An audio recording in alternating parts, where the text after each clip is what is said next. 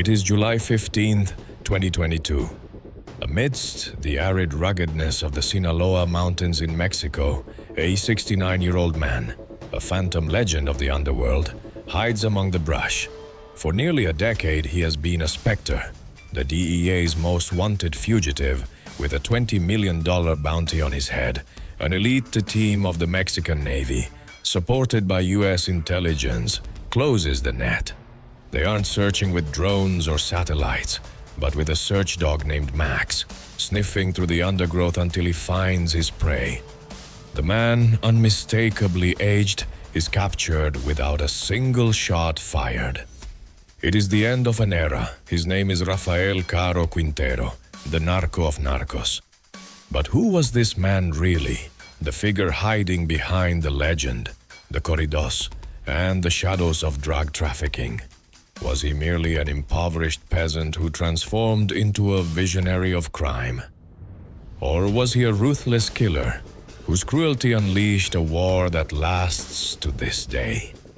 Was he a pioneer who industrialized the drug business, or the architect of the most infamous torture in the history of the fight against narcotics?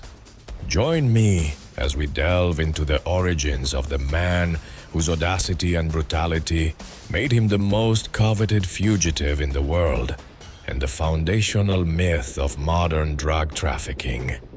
Behind every fortune lies a story no one dares to tell. You already know where to find it. Subscribe to see more. The story of Rafael Caro Quintero begins on October 24, 1952, in a place so far removed from power and wealth that it almost seems like a parallel universe. He was born in La Noria, a small, dusty hamlet in the municipality of Badiraguato, Sinaloa, the very heart of the mountains that decades later would become his final refuge.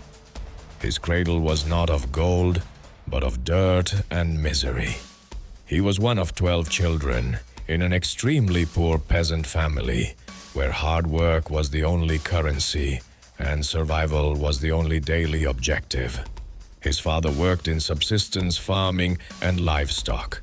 From a very young age, Rafael learned that the future awaiting him was drawn by the boundaries of the land his family tilled. Education was an unreachable luxury. He barely attended elementary school before necessity forced him to leave the classroom to work in the fields alongside his father and brothers. Life in Badiraguato at that time was a cycle of almost feudal poverty, without real opportunities, without infrastructure, and without the presence of the state. The only visible exit for a young man with ambition was the path of the illicit. At 18, following the death of his father, the responsibility of supporting his vast family fell upon his shoulders. Legal agriculture, sowing corn and beans, barely provided enough to scrape by. It was then that he discovered the true harvest of the mountains: marijuana. He started like so many others, cultivating small plots of cannabis for local traffickers. But unlike the rest, Caro Quintero was not a simple peasant. He possessed a natural intelligence for business and a vision that transcended the limits of his small hamlet. He didn't want to be a pawn in someone else's game. He wanted to own the board. In the early 1970s, he left his home and moved to Culiacan, the capital of Sinaloa, the epicenter of the nascent drug business in Mexico. There, he began to forge the connections that would define his future. He worked for established traffickers like Pedro Avilés Perez, one of the region's first drug lords, and learned the fundamentals of the trade, the roots, the corruption of authorities, and most importantly, the significance of violence to maintain control. However, his true ascent began when he partnered with two men who, alongside him, would forever change the history of organized crime. Miguel Ángel Félix Gallardo, a cunning former judicial police officer with political connections, and Ernesto Fonseca Carrillo, known as Don Neto, a veteran trafficker with a reputation as a wise and respected man in the underworld. Together, these three men would not just traffic drugs, they would create Mexico's first super cartel, a federation of traffickers that would unify the country's distinct plazas under a single command, the Guadalajara Cartel. Caro Quintero was not the political brain like Felix Gallardo, nor the patriarch like Don Neto. He was the agricultural visionary, the man who would take marijuana production to an industrial scale never seen before. His ambition was not just to sell more drugs, but to revolutionize the way they were produced, transforming an artisanal crop into a multinational operation that would generate billions of dollars and unleash a level of violence that would bring the Mexican state to its knees. The young peasant from La Noria was about to become the narco of narcos, laying the foundations of an empire built on innovation, corruption, and unprecedented brutality. The 1970s were an era of transformation for drug trafficking in Mexico, and Rafael Caro Quintero found himself at the center of that revolution. While the old capos focused on smuggling marijuana and heroin on a small scale, Caro Quintero had a much grander vision. His genius did not lie in violence, at least not initially, but in his ability to innovate and apply business principles to an illicit trade. His first great contribution, the one that catapulted him to the top of the Guadalajara Cartel, was the development and mass production of a new variety of marijuana, sin semilla, seedless. Until that moment, the Mexican marijuana arriving in the United States was of low quality, full of seeds and stems. Caro Quintero, applying more sophisticated cultivation techniques, managed to produce a potent, seedless marijuana that was immensely more desirable for the American market. This innovation allowed him to charge much higher prices and differentiate his product from the competition. He wasn't simply selling a drug, he was selling a luxury brand. With the profits from su sin semilla, Caro Quintero, alongside his partners Felix Gallardo and Don Neto, consolidated the power of the Guadalajara Cartel. Their business model was that of a federation. Instead of competing against one another, they convinced the main traffickers from different regions of Mexico to work together, sharing routes, bribes, and resources. Felix Gallardo was the CEO, in charge of relations with politicians and the Colombian cartels that were beginning to use Mexico as a bridge to move cocaine into the US. Don Neto was the counselor, the veteran strategist. And Caro Quintero was the head of production, the man who guaranteed an endless supply of high-quality product. The true manifestation of his power and vision arrived with the creation of a legendary operation, one that would become a myth in the world of drug trafficking. Rancho El Búfalo. Located in the desert of Chihuahua, a state chosen strategically for its remoteness and the ease of corrupting local authorities, El Búfalo was not a simple ranch. It was a city-state dedicated exclusively to marijuana production. Across an expanse of more than 1,000 hectares, Caro Quintero built an unprecedented agricultural complex. He utilized advanced irrigation technology, brought in agronomists to perfect the crops, and employed thousands of peasants from all over Mexico, offering them wages they could never have dreamed of in their villages. El Búfalo was an industrial operation. It had dormitories for workers, dining halls, its own security system, and logistics that allowed for the harvesting, drying, and packaging of tons of seedless marijuana every month.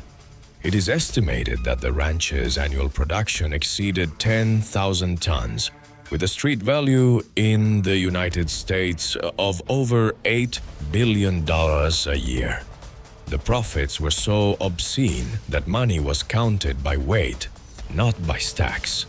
Caro Quintero became one of the richest men in the world, a billionaire before the age of 30.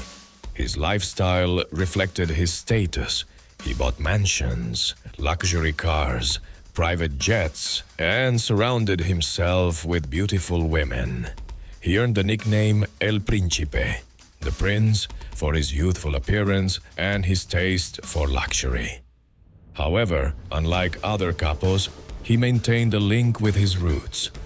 He often returned to Badiraguato, where he built roads, schools, and churches, cultivating an image of a benefactor and folk hero, a strategy that would earn him the loyalty of the locals and provide a human shield against the authorities. The power of the Guadalajara Cartel seemed limitless. They operated with almost total impunity, backed by a web of corruption that reached the highest levels of the Mexican government, including the Federal Security Directorate, DFS, the country's main intelligence agency, which, instead of fighting them, provided protection and credentials to their members. The cartel was not a criminal organization operating in the shadows. It was a parallel state controlling vast swathes of Mexico's territory and economy. However, this era of prosperity and unchecked power was being watched.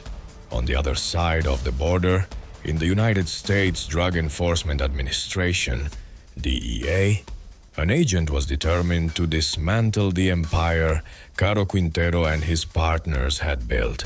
His name was Enrique Kiki Camarena, and his obsession with the Guadalajara Cartel would put him on a direct collision course with the narco of narcos. It was a confrontation that would not only destroy the cartel, but would forever change the relationship between Mexico and the United States, unleashing a spiral of violence that would define the decades to come.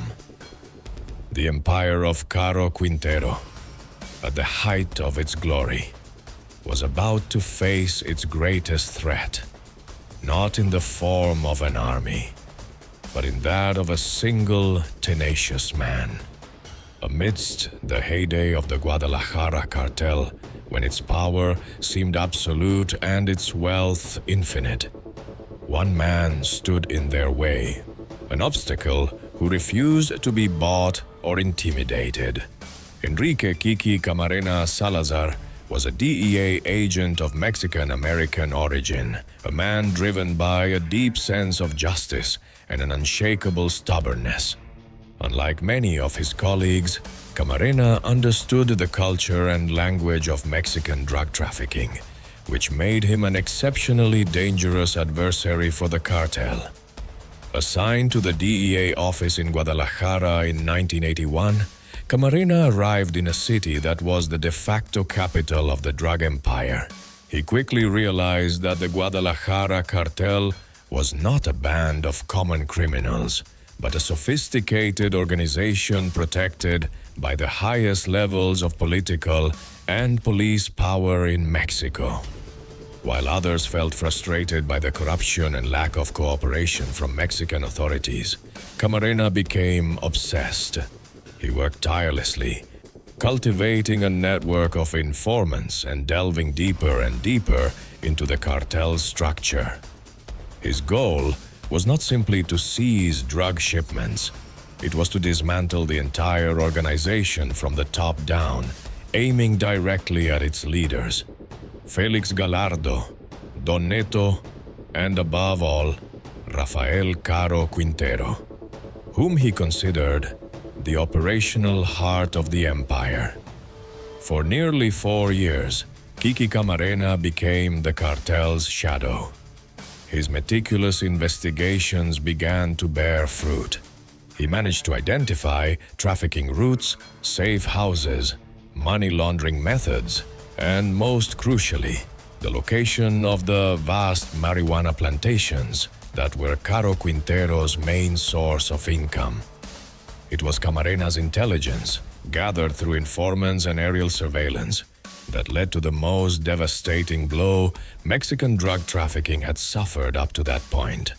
In November 1984, based on Camarena's precise information, the Mexican army, pressured by the US government, launched a massive operation against Rancho El Búfalo in Chihuahua. Hundreds of soldiers descended upon the complex, surprising the thousands of workers. The scale of what they found left authorities stunned.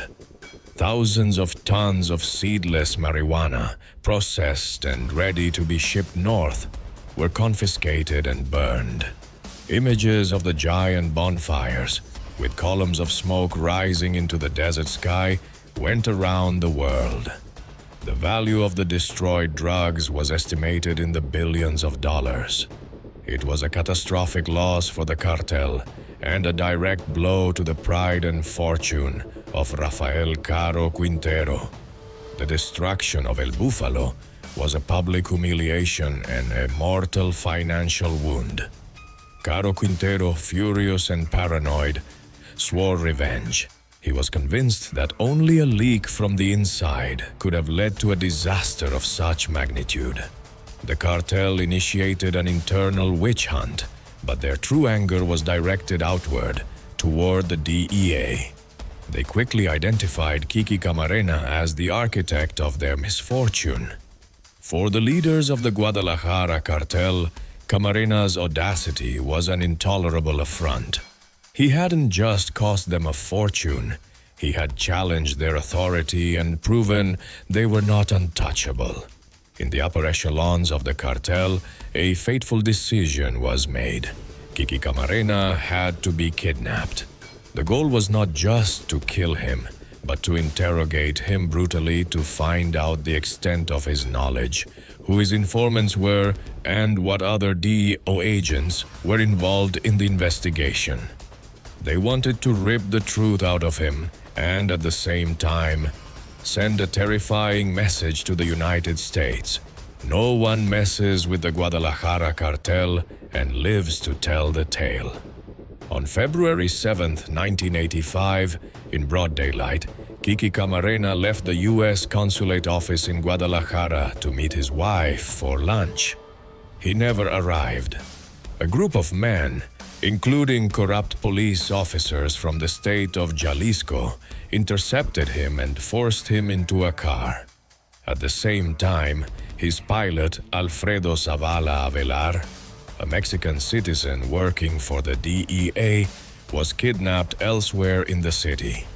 Both were taken to a luxury home owned by Caro Quintero on Lope de Vega Street, in an upscale neighborhood of Guadalajara. What happened inside that house over the next 30 hours would become one of the darkest and most brutal pages in the history of the war on drugs. Caro Quintero, Don Neto, and other high-ranking cartel members personally oversaw the interrogation. The torture was systematic and savage. They broke his skull, jaw, cheekbones, and trachea with an iron bar. They drilled into his head. His ribs were fractured. He was burned with cigarettes to ensure he remained conscious for as long as possible and could answer their questions. They hired a doctor, Humberto Alvarez Majain, to inject him with lidocaine and other drugs, keeping him alive to prolong the agony. The torture sessions were recorded on audio tapes, macabre proof of their cruelty and their desperation to know how deep the DEA's infiltration went. When Camarena finally died from his injuries, his body, along with that of Zavala Avelar, was wrapped in plastic and transported on a private plane to be dumped in a rural area of the state of Michoacan. The cartel leaders believed they had silenced their enemy and reaffirmed their power. But in their arrogance, they had committed the biggest mistake of their lives. If you are passionate about stories that power tried to hide, subscribe. What comes next is even darker. They hadn't murdered a simple agent. They had declared war on the world's greatest superpower. The disappearance of Kiki Camarena unleashed a furious and unprecedented reaction from the United States government. The DEA, devastated and enraged by the loss of one of their own, launched the largest and most complex homicide investigation in its history, Operation Leyenda. Washington's message to Mexico was blunt and clear. Find Kiki Camarena and his killers, or face the consequences. The White House exerted immense diplomatic and economic pressure. In a drastic move, U.S. authorities practically closed the border between the two countries, subjecting every vehicle to exhaustive inspections, which paralyzed trade and tourism, costing Mexico millions of dollars every day. The signal was unequivocal. Mexico's cooperation in the drug war was in doubt, and the United States was willing to strangle their economy until they got answers. The Mexican government, led by President Miguel de la Madrid, found itself trapped between the fury of its northern neighbor and the corrupting power of the cartel. Initially, Mexican authorities tried to minimize the incident, suggesting Camarena might have been kidnapped due to a skirt trouble, a love affair, or that he had gone rogue. But the DEA didn't believe a word. Dozens of U.S. agents flooded Guadalajara, carrying out their own parallel investigation, often against the wishes of their Mexican counterparts, whom they considered accomplices or, at best, incompetent. The pressure finally forced the Mexican government to act. The search for Camarena became a national priority. Meanwhile, the leaders of the Guadalajara Cartel, realizing the magnitude of the error they had committed, went into a panic. The empire they had built with such cunning and violence began to crumble. Felix Gallardo tried to use his political contacts to calm the situation, but the U.S. pressure was too great. Don Neto and Caro Quintero, the main culprits of the torture and murder, became the most wanted men in the hemisphere. In early March 1985, almost a month after the kidnapping, the bodies of Camarena and Zavala Avelar were found in a ditch in Michoacán, showing signs of the extreme torture they had suffered. The discovery eliminated any hope of finding them alive and transformed the investigation into a manhunt. Caro Quintero, knowing his time in Mexico was running out, planned his escape. Using his immense fortune, he bribed high-ranking officials to let him flee. He left Guadalajara on a private plane, heading to Costa Rica, a country considered at the time a safe haven for wealthy criminals. He did not flee alone. He was accompanied by Sara Cosio Vidaurri, the niece of a prominent politician from Jalisco, and his young lover. In Costa Rica, Caro Quintero bought a luxurious mansion and tried to establish a new life, believing his money and distance would protect him. However, the DEA was hot on his heels. U.S. investigators working with local authorities tracked his movements. Caro Quintero's arrogance was his undoing. In a moment of carelessness, he made a phone call to Guadalajara, inviting Sara Cosio, who had briefly returned to Mexico, to rejoin him. That call was intercepted by the DEA. The location of his hideout was triangulated. On April 4, 1985, an elite team of the Costa Rican police, acting under DEA direction, stormed his mansion in Alajuela. Caro Quintero was arrested while lying in bed. It is said he offered $1 million to the commander in charge to let him go, but the offer was refused. He was immediately extradited to Mexico, where his face, once that of a prince of crime, was now that of a defeated prisoner, exhibited before the world's cameras. A year later, in April 1986, Ernesto Don Neto Fonseca Carrillo was also captured in Puerto Vallarta. Miguel Ángel Félix Gallardo managed to remain a fugitive for a few more years, but the core of the Guadalajara Cartel had been dismantled. The murder of Kiki Camarena marked the end of the first era of super cartels in Mexico. But ironically, it also sowed the seeds of the next. With the fall of its leaders, the Guadalajara Cartel fragmented. Their lieutenants, figures like the Arellano Felix brothers, Amado Carrillo Fuentes, and a young trafficker named Joaquin El Chapo Guzman, took control of the cartel's old plazas and created their own organizations: the Tijuana Cartel, the Juarez Cartel, and the Sinaloa Cartel. The war that followed between these new cartels for control of routes and power would be even bloodier and more brutal than anything seen before.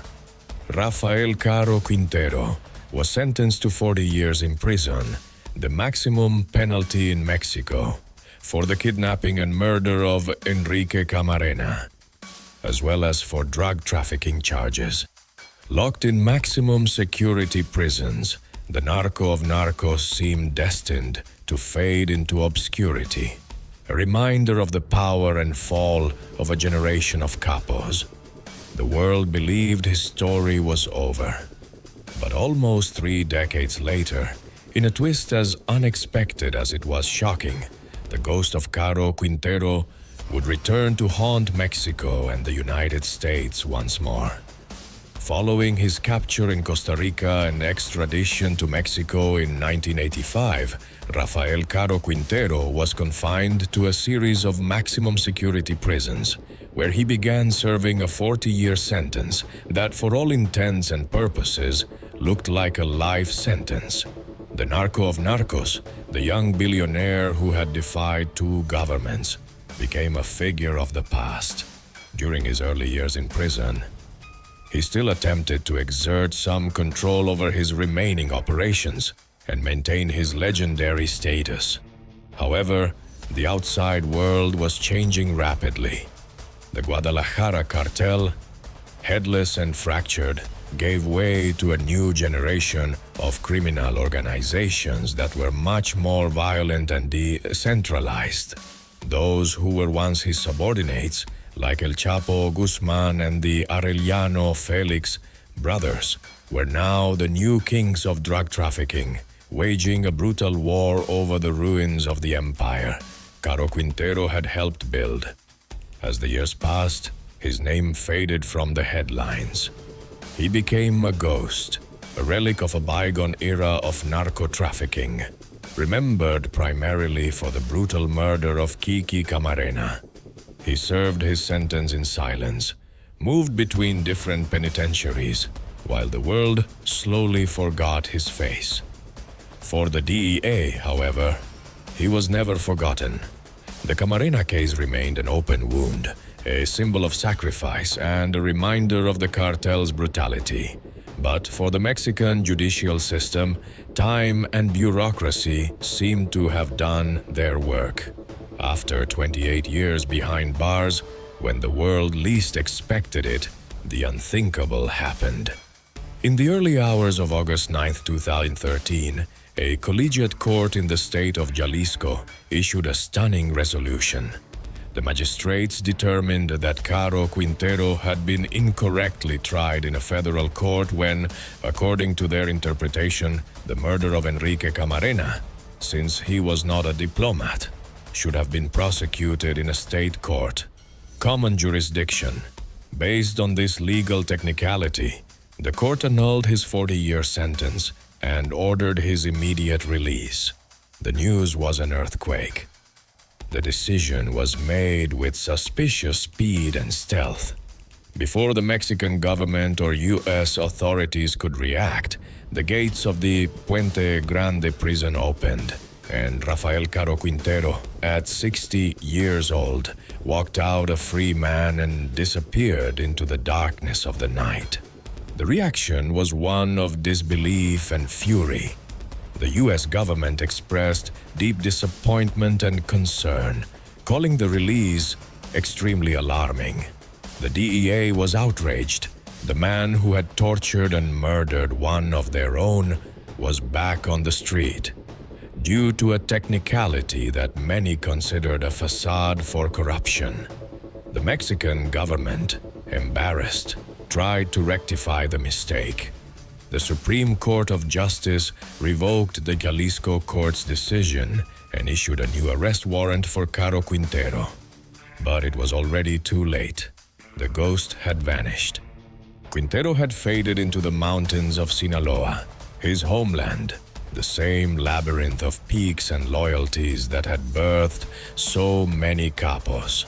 Once again, he became one of the most wanted men in the world.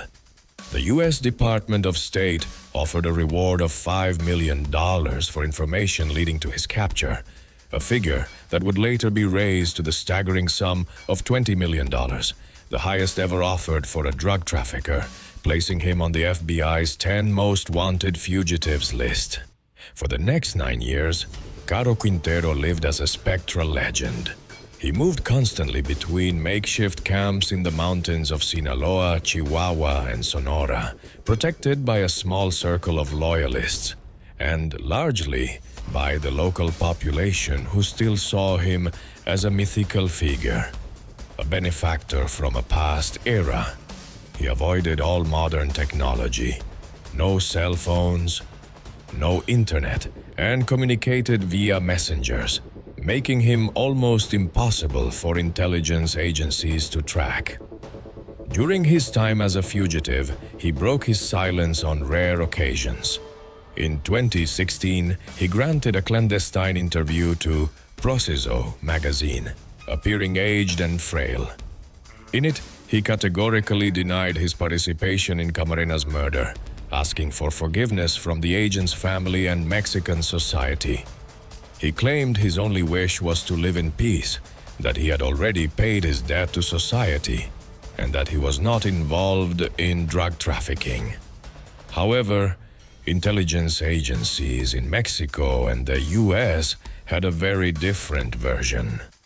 Reports from the DEA and the Mexican Army maintained that Caro Quintero was not retired at all. They claimed that after his release, he had attempted to reclaim his place in the criminal world, leading a faction of the Sinaloa Cartel known as the Caborca Cartel, and waging a bloody war for territorial control in the state of Sonora against the sons of El Chapo Guzman, known as Los Chapitos. The figure of the repentant old man seeking peace clashed head-on with the image of the resurgent capo trying to reconquer his old empire. The truth, as always in his story, was murky and complex. What was undeniable was that his freedom represented a direct challenge to American justice and a stain on Mexico's reputation.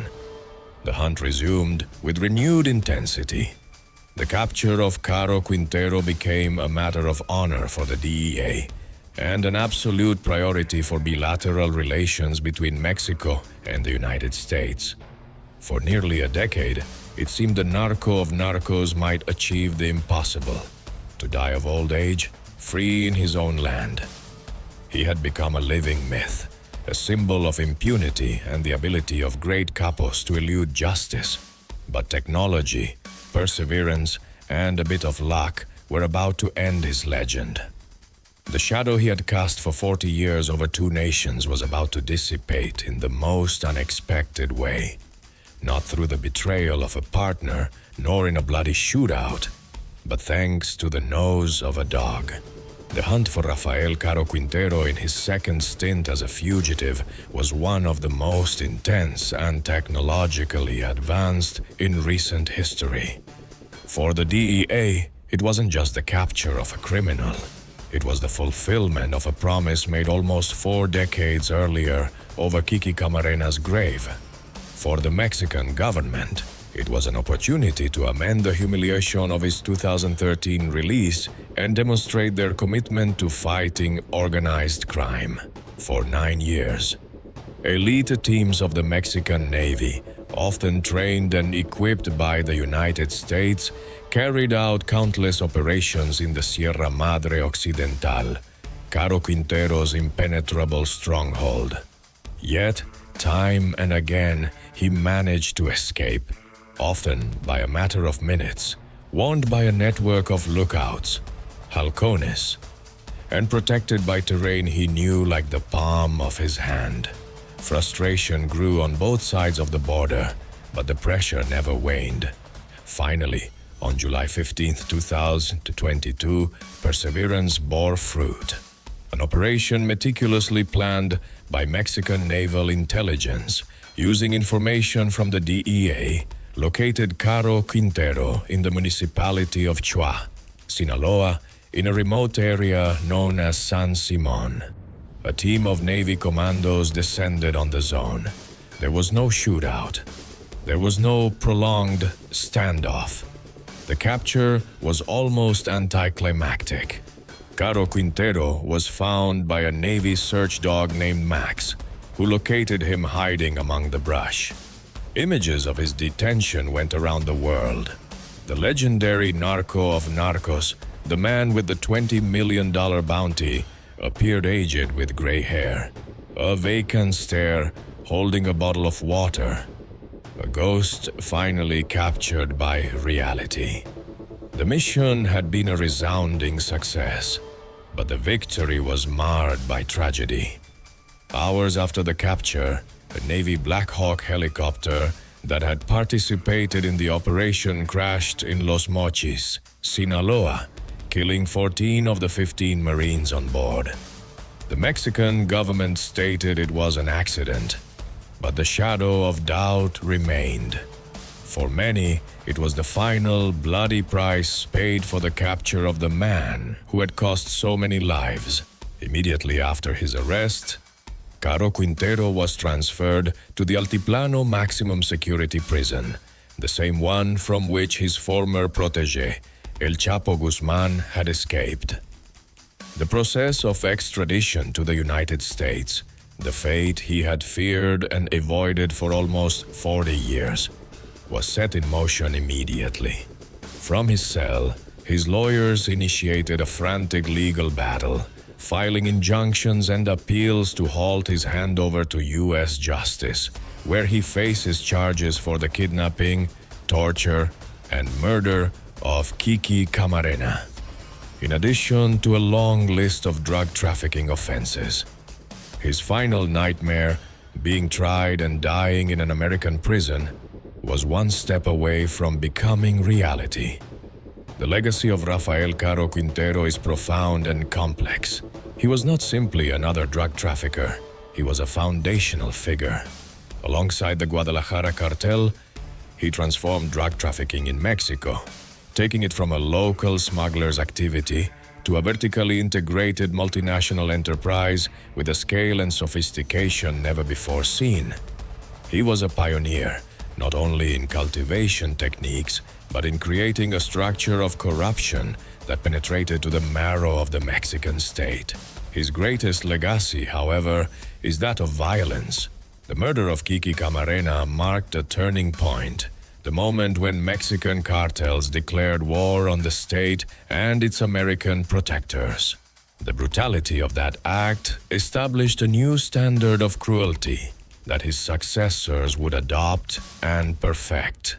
The fragmentation of the Guadalajara Cartel following his capture gave rise to the modern cartels, and the war between them for control of roads and power has plunged Mexico into a cycle of violence that has cost hundreds of thousands of lives. In popular culture, his figure has been mythologized. Narco corridos paint him as a brave hero, a man who rose from poverty to challenge the powerful. He is the narco of narcos, a nickname that evokes respect and fear. This romanticization hides the reality of his brutality, the trail of blood and pain he left in his wake. His story is the personification of the tragedy of the war on drugs, an endless cycle of violence, corruption, and revenge, where heroes and villains are often confused and where the victims are almost always the innocent.